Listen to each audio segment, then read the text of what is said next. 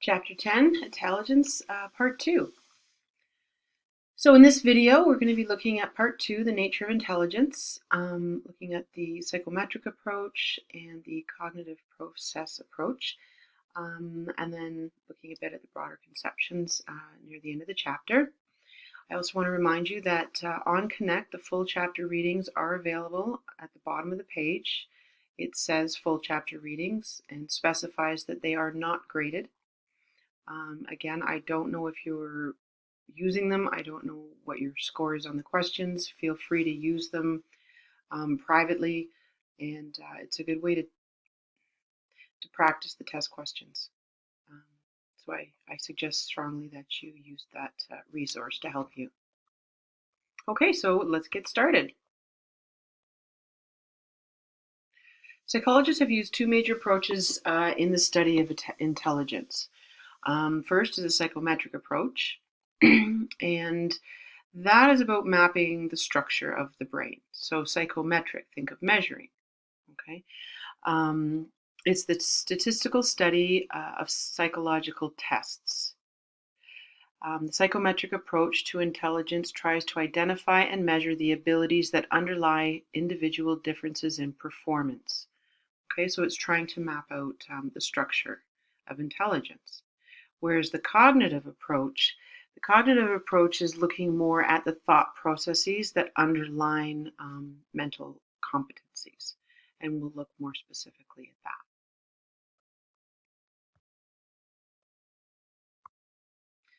So again, psychometrics, it's the statistical study of psychological tests to measure various parts of intelligence. Identify the measure and measure the abilities that underline individual differences in performance. Measurement-based map of the mind is basically what you're going for there. And the first thing that they talk about is factor analysis. Looking at this now, I can see that might look a little complicated, but it's actually not. And we're going to look at it, this chart at the bottom, table 10.2. So we'll talk about that and hopefully be able to simplify this a bit for you. So factor analysis is a statistical technique. Basically, you're taking a whole bunch of scores on tests, okay, and reducing them to a smaller number of clusters because they're very similar. A factor allows us to infer the underlying characteristic that presumably accounts for the links amongst the variables in the cluster. Okay, so look at the chart. Look at the chart, page 355. So you've got test, and then you've got 1, 2, 3, 4, 5, 6, and then going across to the right, 1, 2, 3, 4, 5, 6. So as you can see, if you look at 1 and 1, it has a perfect correlation of 1 because it is the same test, right? So of course it's going to be perfect. Same with 2, 2, 3, 3, 4, 4. That's why you have the ones down there. Okay, so if you look at test 1 and test 2, how do they correlate? They correlate at 0.84, which is quite strong, right? It's 0.84 out of 1. So test 1 and test 2 correlate strongly together. Test 1 and test 3 correlate strongly together. And test 2 and test 3. You can see they sort of have a triangle there, okay? So what it means is that those tests are somehow,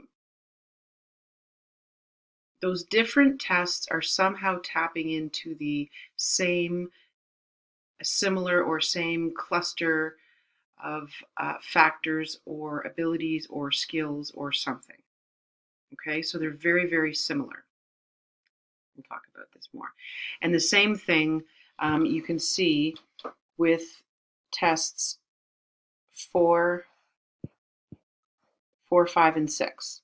Okay, the ones above that, a 0.5, a 0.48, it means that those tests are not measuring the same thing. So basically, how similar is test 4 to test 1? It's 0.46. They're not measuring the same thing. Whereas look at test 4 and 6. It's a correlation, which means very, very similar, measuring the same things of 0.91. So whatever test 4 is and whatever test 6 is, those things are measuring very, very similar things. Okay, and then we call them factors or clusters, and then we give them a name. And of course, I probably should have been on this slide, and this is where they are. So test 1 and test 2 are measuring very similar things, test 3 and 1 and 2 and 3. So they would cluster those factors together, and the same thing with 4, 5, 6.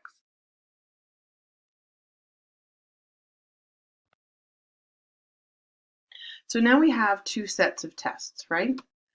We've got this set here, and we have this set here. The factor analysis can't tell, it doesn't tell us what is the underlying factor. It doesn't tell us that. All it tells us is that these tests here correlate strongly together, and these tests here correlate strongly together. So now it's our job to go and look at these tests, and then we decide what it is, okay? So test 1 is measure of vocabulary, test 2 measures reading comprehension, and test 3 requires respondents to complete sentences with missing words. So because all of these tasks include the use of words, we could call this verbal ability. Verbal ability includes these 3 tests. And then we look at tests 4, 5, and 6. And these tests all have to do with numbers and word problems and that sort of thing. So we are going to arbitrarily call this factor mathematical reasoning. So what we've done now is we've reduced 6 variables. We had 6 tests to begin with, and now we've grouped them into 2.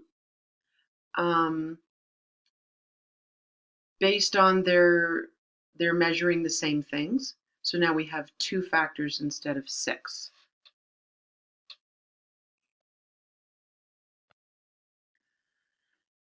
G factor, intelligence as general mental capacity. So this was put forth by Spearman, 1923. So what Spearman noticed, and it has been found to be true, is that correlations between English abilities, like English verbal abilities, and mathematical abilities tend to be positively correlated. Okay.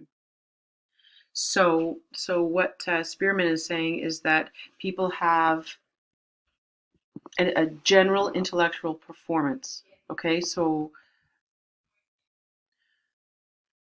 intelligence is comprised of 2 things. One is the general intelligence, which is the G factor.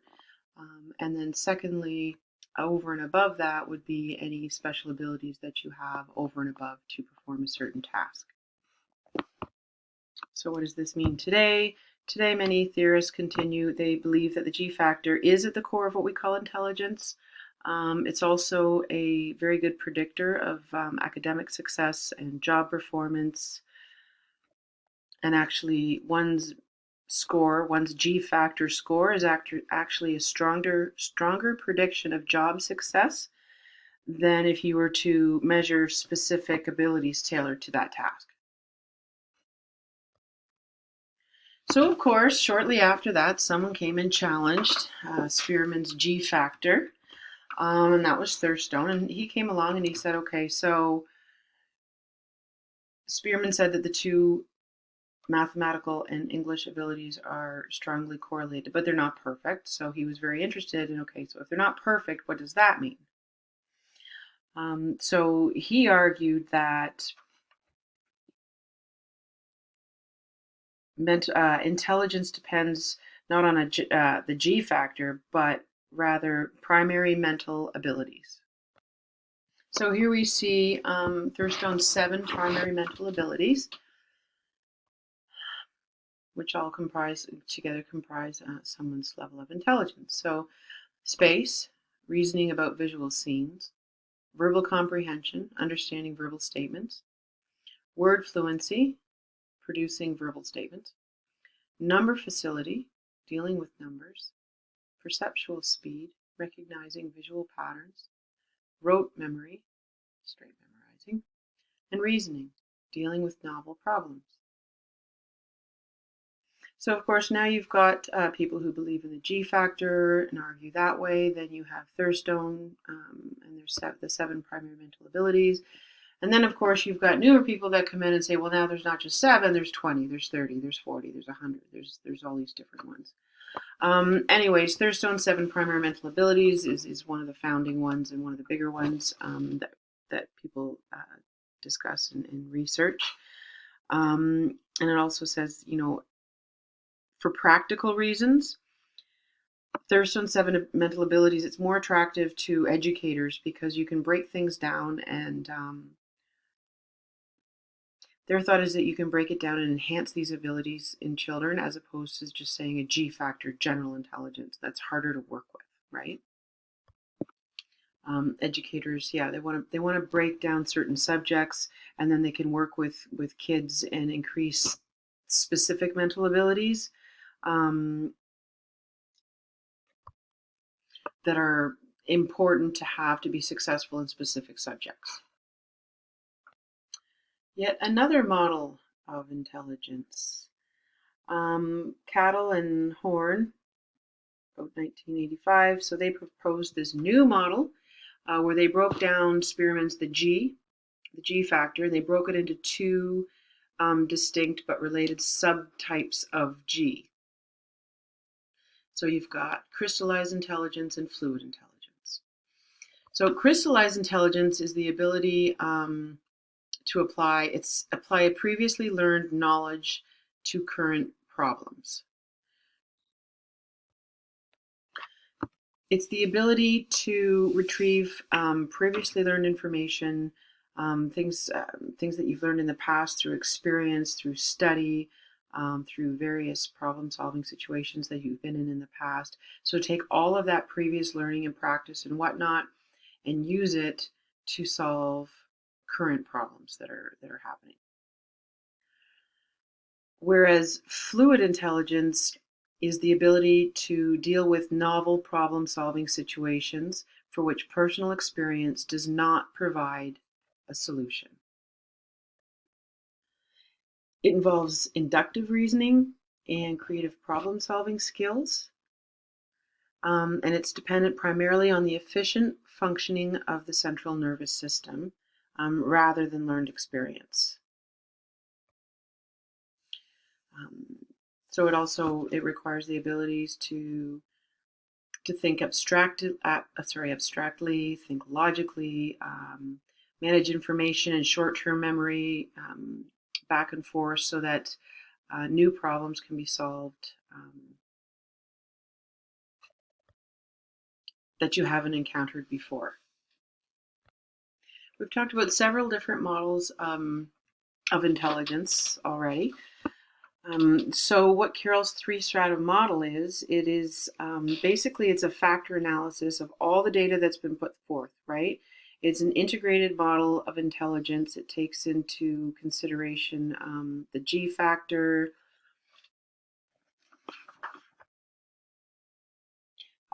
Spearman's the specific mental abilities, the primary mental abilities. It takes into consideration the crystallized and fluid intelligence. It takes all of these things together and proposes a new model that integrates them all. So you'll see there it comes up with 3 levels of cognitive skills. There's general, broad, and narrow, and there's a chart on the next slide that we can look at. Like I said, it's based on the analysis of more than 400 data sets. The model builds upward from specific skills to a G factor at its apex. The length of the arrows from stratum 3 to stratum 2 represent the contribution of the G factor to each one. And that's going to become more clear in just one second here. Okay, so here we go here. So there's the general stratum, which has the G factor there. The broad stratum, okay, which gets into fluid intelligence, crystallized intelligence, general memory, broad visual perception, broad auditory perception, broad retrieval ability, broad cognitive speediness and processing speed, reaction time, decision-making speed, whatnot. Okay?